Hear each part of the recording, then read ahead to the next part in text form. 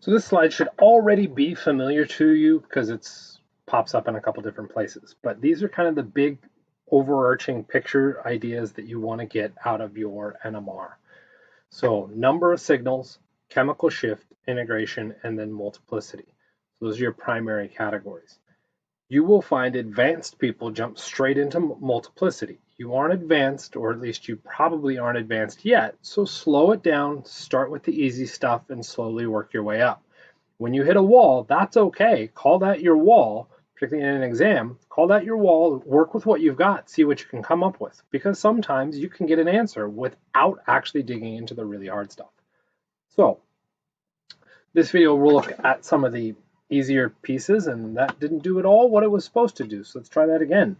So the number of signals will give you some information about your unique hydrogens or carbons.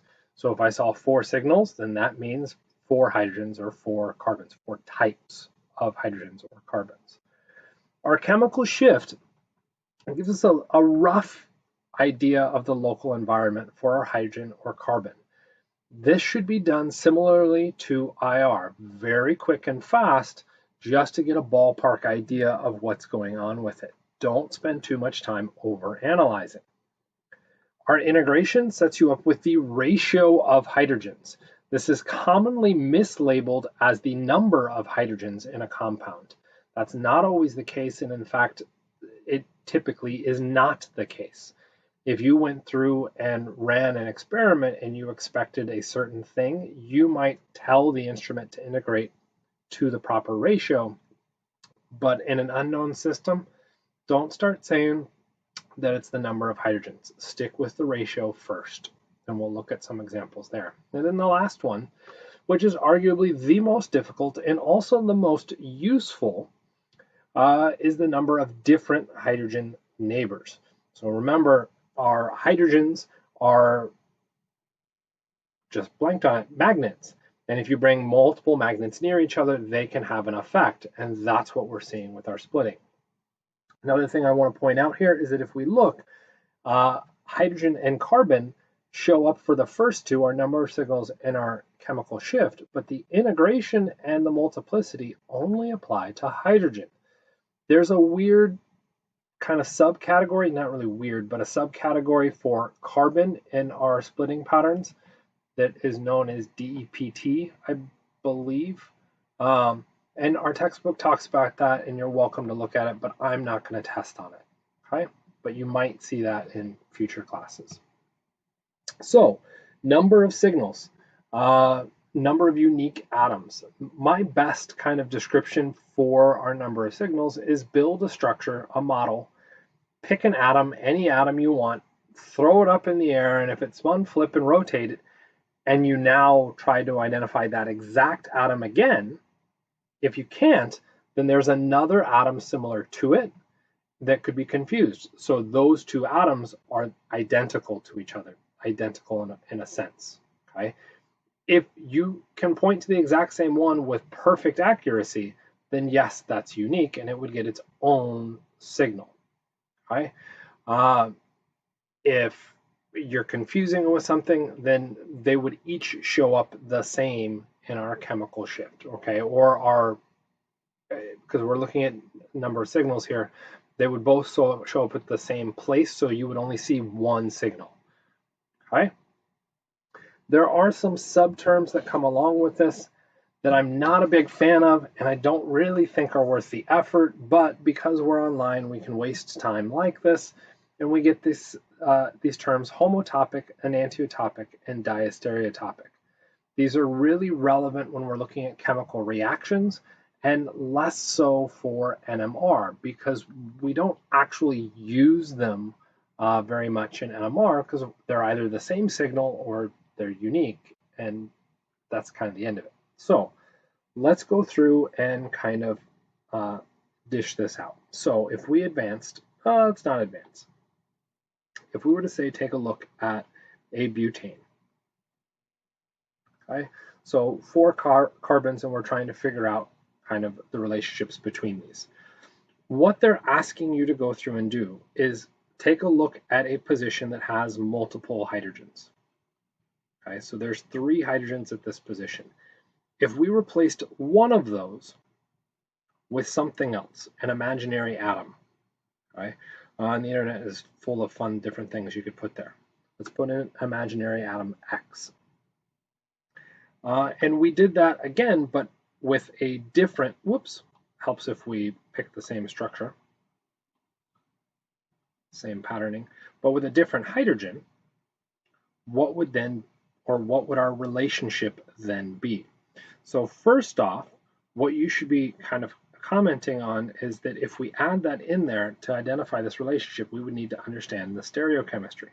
Okay, so we could throw in our wedges and dashes behind this to kind of establish this. And what you would hopefully note is that a simple rotation of this bond would bring that X down, and then we wouldn't be able to tell the difference between these. Okay? So those would be homotopic hydrogens. The hydrogen that we had originally there and the hydrogen that we had originally there are homotopic hydrogens because there's no difference between the relationships of those structures if we substitute with some random thing. That means they get the same signal. So if we were to go through and look at this molecule, again in our NMR, what we'd be saying is that all 3 of those hydrogens would show up at the same place. It is easy to get them confused with each other. They would act as one signal. If we went through and looked at the other positions, horribly drew that, but that's okay if you don't care. Okay, and we looked at those other positions, we would probably also note the ones out here would be easily confused. And then we would probably note that the insides would also get confused for each other. So we get 2 signals here. So those red hydrogens would be homotopic with respect to each other. But now what happens if we looked at the blue hydrogens within this? Okay, so same deal, wedge, dash, hydrogen, hydrogen. If I went through and said, well, what would the relationship be if instead of that being a wedged hydrogen, it was our atom X, or if I had done it the other direction, atom X and our hydrogen here. So now what is the relationship between those 2 structures? Well, because you're awesome at chapter 5, which was our chirality, you would note right away that those are chiral molecules and that the relationship between those is that they are enantiomers of each other. Because that relationship is enantiomeric, we could then refer to these 2 hydrogens as being enantiotopic. Does that mean we see anything different in the NMR? No. They have the exact same chemical signal. If we went through and played with really crazy systems, we could force it so that we could see it, but it's just not worth the effort. Okay? Next part, okay, looking at our diastereotopic. The diastereotopic requires us to look at a slightly more advanced structure. We could go through that same process that we went through with all the others, but I'm going to kind of cut to the quick. And now what we want to do is look at the hydrogens located at that position. And again, to establish the relationship between these, what we would have to go through and do is remove one, call it an X, and then draw it again, hence the second structure there, and in the second structure, say that we're putting atom X at the other position. Okay, so that's all we're doing. Now we want to say, what is the relationship between these structures? Well, the relationship, again, because we were awesome at chapter 5 and we understand all of those relationships, we'd go enantiotopic. Well, you'd be right in referencing an enantiotopic here. Okay, but that position did not change. So one position changed, the other one did not, which means their relationship is diastereotopic. This becomes an interesting dilemma. That red hydrogen is indeed different than that blue hydrogen. Did I have to do this big old substitution thing? Okay. Well, noting the chiral atom, the distance between that chiral atom and the red wedge versus the blue dash will never be equal, regardless of any kind of sigma bond rotation, which means red will be different than blue. I can clearly identify them separately from each other, which means I should expect two different signals, okay, one for red and one for blue. That effect is a relatively minor effect, and we typically don't see it. Okay? But just because we don't see it doesn't mean we're not responsible for knowing it, which becomes kind of the challenge on this. When we're going through spectroscopy, we're doing kind of two things. What is it in theory, and that's what these videos are, versus what is it in reality, and that's what those long 2-hour videos we're doing, going through and actually setting up the solves and looking at spectra. Depending on your perspective and point of view, you may decide one is more valuable than the other. I personally, since I'm a test writer, you should probably think about my focus first, is more on the solve aspect. Admittedly, I'll probably have to ask a relationship, how many different signals would you see for this individual compound?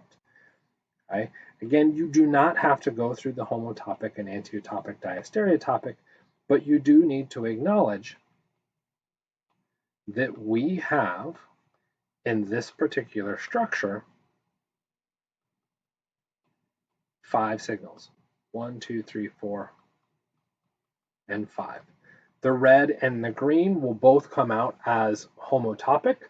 The blue will come out on its own, it's unique, and then the purple and the orange will be different from each other because they're next to that chiral atom. So when you see a chiral atom, your spectra usually explodes because of this kind of introduction of the diastereotopic position. Okay? Do the best that you can. Again, I'll leave it up to you to decide how much you want to really get into that labeling. I probably won't ask a question about homotopic and antiotopic diastereotopic, but I will ask how many signals would you expect to see. Okay? Next, we move into our chemical shift, which is kind of related to our number of signals. The chemical shift is a way of counting that type of atom. Okay? So the number of signals, it relates to this, because if the type is the same, they show up in one spot. We only see one signal. Okay? But if they're different, now they vary a little bit, and that can be very, very messy. So when it comes to chemical shift, what you're seeing on the screen is exactly what I would highly encourage you to memorize. Okay? For those of you that are memorized challenged, everything's open note, go ahead and have this handy when you go through and try and do the exam. I still think you're going to want it memorized because you need to go through and do it fast. Okay? You will note that there is kind of a weird section within this. There's this everything else section. Okay? And technically, I should have it here also as an everything else. There's just a lot of stuff that falls in that range. And because of that, I tend to ignore it. That doesn't mean the signal disappears and I completely ignore it. That just means I'm not going to associate a value to what it means to show right away. What I would do is continue on with the rest of the spectra and hope that that gave me some information about that signal, okay, that showed up in that range. So it's not just wipe it out like a fingerprint region. It's realize that it's easy to confuse it with a lot of other things. Looking at a data table probably isn't going to be all that useful. You're going to have to kind of take a step back from that. Okay? Which kind of gets us to the complication in chemical shift. Our chemical shift is dependent on our electron environments. So the further down, downfield, and I always get those backwards, the more de-shielded we are. That means the electrons have been removed away from it. If we go back to our kind of list over here, our carboxylic acid is way, way down there. That has a hydrogen connected to the oxygen. Well, that bond is so weak, the electrons are sucked to the oxygen, that we actually call that an acid. It's a proton donor, it's H+. There are so few electrons around that hydrogen that it's an acid. Okay? That's why it's shifted way, way, way down there. If we look at the inverse all the way down or upfield to our carbon-hydrogen, the difference in electronegativity is so small there that we define that as a nonpolar covalent bond, which means they're roughly sharing the electrons. There's a lot of electrons around that hydrogen. That's what's causing those kind of shifts. There are nuances within it, and that's where you can look at your aromatic and your aldehyde, and your textbook does talk about those. That's up to you if you want to dig into that. I don't really care. Recognize those ranges. Okay. The next part that kind of becomes challenging, and I personally disagree with this assessment, but it is a super commonly asked question. If we were to go through and take a look at these two esters, how would we differentiate them? Well, if we tried to evaluate the number of signals behind it. Okay, well, we have hydrogens out here. That looks like an aldehyde, and I don't want that. Okay, we've got hydrogens out here. We've got hydrogens in here. Before you start saying diastereotopic, there's no stereocenter there. There's hydrogens in here. If we go the other direction, how do I want to label it? I'm going to do it this way, and we'll see why in a second. I've got hydrogens here.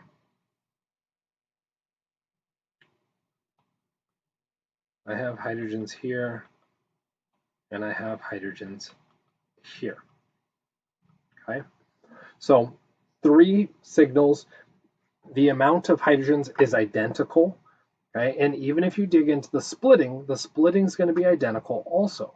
So how would we be able to tell a difference between these? Okay, well, the crux of how we're going to tell comes down to the blue. Okay, those blue hydrogens. Those blue hydrogens are unique among the red and of all of our colors. Okay, and the primary reason behind that is that those blue hydrogens are the closest to an oxygen. There's one bond away from an oxygen. Well, that oxygen is going to withdraw electrons. As it withdraws electrons, it de-shields those protons, which means that signal should be the furthest downfield. Okay, same for that one. How does that help? Well, I could see 3 hydrogens really far downfield, or I could see 2 hydrogens really far downfield. Okay, how far is really far? Yeah, I wish I could say it was like obvious. That really far is probably in the 3 to 4 range, okay, which as far as chemical shifts go isn't very far. If we take a look, the red hydrogens are 2 bonds away from an oxygen, okay, and those come in about 2.1. So they get shifted a little bit.